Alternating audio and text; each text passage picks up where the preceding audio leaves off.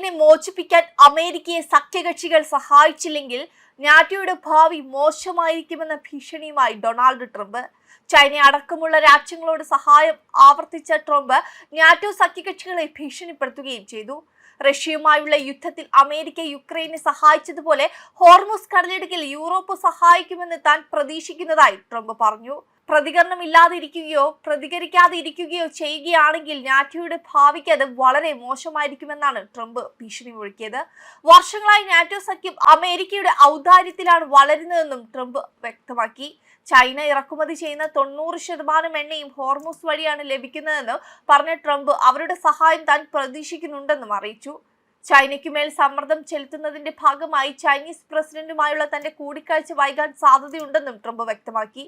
ഉച്ചകോടിക്ക് മുമ്പ് ഞങ്ങൾക്കത് അറിയണമെന്നും ട്രംപ് പറഞ്ഞു. ചൈനയും പല യൂറോപ്യൻ രാജ്യങ്ങളും ഗൾഫിൽ നിന്നുള്ള എണ്ണയുടെ ഒഴുക്കിനെ അമേരിക്കയേക്കാൾ കൂടുതൽ ആശ്രയിക്കുന്നുണ്ടെന്ന് അദ്ദേഹം ചൂണ്ടിക്കാട്ടുകയായിരുന്നു. ഹോർമുസ് കടലിടുക്ക് വീണ്ടും തുറക്കുന്നതിന് സഹായം ലഭിക്കുന്നതിനായി അമേരിക്ക 7ഓളം രാജ്യങ്ങളുമായി ചർച്ച നടത്തുകയാണെന്നാണ് എയർഫോഴ്സ് വണ്ണിൽ മാധ്യമപ്രവർത്തകരോട് വ്യക്തമാക്കിയത്. എന്നാൽ ഏതെല്ലാം രാജ്യങ്ങളാണിതെന്ന് ട്രംപ് പറഞ്ഞില്ല. ചൈനയുടെ പേര് മാത്രമാണ് അദ്ദേഹം ആവർത്തിച്ചത്. സഖ്യകക്ഷികളോട് ട്രംപ് സഹായം ആവശ്യപ്പെട്ടതിന് പിന്നാലെ ഹോർമുസിലേക്ക് കപ്പൽ അയക്കില്ലെന്ന് ഓസ്ട്രേലിയ തിങ്കളാഴ്ച അറിയിച്ചിരുന്നു. യുഎക്ക് പ്രതിരോധത്തിനായി വിമാനങ്ങൾ നൽകുന്നുണ്ടെന്ന് പറഞ്ഞ ഓസ്ട്രേലിയൻ ട്രാൻസ്പോർട്ട് മന്ത്രി ഹോർമുസിലേക്ക് കപ്പൽ അയക്കില്ലെന്ന് അറിയിച്ചു. ഓസ്ട്രേലിയ അമേരിക്കയുടെ പ്രതിരോധ സഖ്യകക്ഷിയാണ്. മറ്റൊരു സഖ്യകക്ഷിയായ ജപ്പാനും നിലവിൽ തങ്ങൾക്ക് കപ്പൽ അയക്കാനുള്ള പദ്ധതി ഇല്ലെന്നാണ് വ്യക്തമാക്കിയത്. അതേസമയം കഴിഞ്ഞ 3 ദിവസമായി ഹോർമുസിൽ ആക്രമണ സംഭവങ്ങളൊന്നും റിപ്പോർട്ട് ചെയ്തിട്ടില്ലെങ്കിലും കടുത്ത ഭീഷണി നിലനിൽക്കുന്നുണ്ടെന്നാണ് UK മാരിടൈം ട്രേഡ് ഓപ്പറേഷൻ അറിയിച്ചത്. സംഘർഷം ആരംഭിച്ച ശേഷം മേഖലയിൽ 20ഓളം കപ്പലുകൾ ആക്രമിക്കപ്പെട്ടിരുന്നു. അതേസമയം US ആക്രമണങ്ങളിൽ ഇറാന് കനത്ത നാശനഷ്ടങ്ങൾ സംഭവിച്ചുവെന്നാണ് US പ്രസിഡന്റ് ഡൊണാൾഡ് ട്രംപ് പറഞ്ഞത്. ഇറാൻ സൈന്യത്തിന് കനത്ത നഷ്ടമുണ്ടായെന്നും അത് പുനർനിർമ്മിക്കാൻ 1 ദശാബ്ദം എടുക്കുമെന്നും ട്രംപ് പറഞ്ഞു. മാധ്യമപ്രവർത്തകരോട് സംസാരിക്കുന്നതിനിടെയാണ് ട്രംപ് ഇക്കാര്യം പറഞ്ഞത്.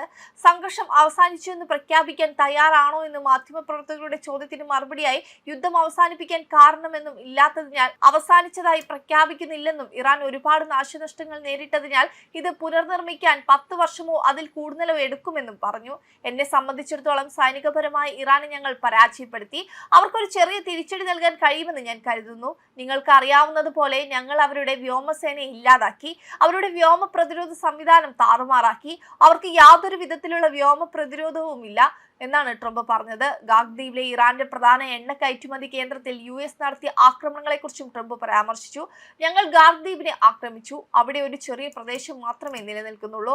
എണ്ണ പൈപ്പുകളുടെ ഭാഗവും ബാക്കിയുണ്ട്. 5 മിനിറ്റ് കൊണ്ട് ഞങ്ങൾക്കത് നശിപ്പിക്കാൻ കഴിയും. പക്ഷെ ഞങ്ങൾ അത് ചെയ്യരുതെന്ന് തീരുമാനിച്ചു. എന്താണ് സംഭവിക്കുക എന്ന് നമുക്ക് നോക്കാമെന്നാണ് ട്രംപ് പറഞ്ഞത്. US സൈന്യം നടത്തിയ സൈനിക നടപടികളെയും ട്രംപ് അഭിനന്ദിച്ചു. വെബ് ഡെസ്ക് കർമ്മ ന്യൂസ്.